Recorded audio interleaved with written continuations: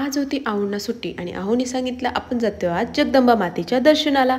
त्याप्रमाणे मी तयारी चालू केली व मेकअप चालू केला। तर मी केस सेट करायला घेतले आणि केस सेट झाले।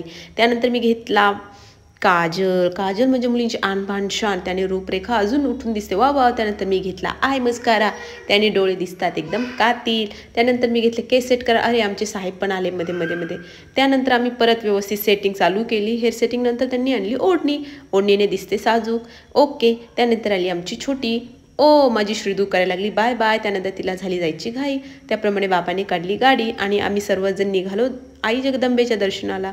असे करता करता आम्ही जगदंबा मातेच्या कमानीजवळ लवकरच येऊन पोहोचलो, ते आम्हाला समजलेच नाही।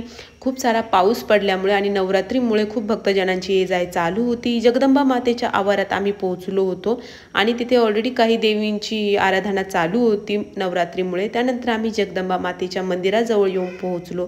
जगदंबा मातेच्या दर्शनासाठी आम्ही फुले व ओटी घेतली। त्यानंतर आम्ही दर्शन घेणाऱ्या भाविकांच्या रांगेत जाऊन उभे राहिलो।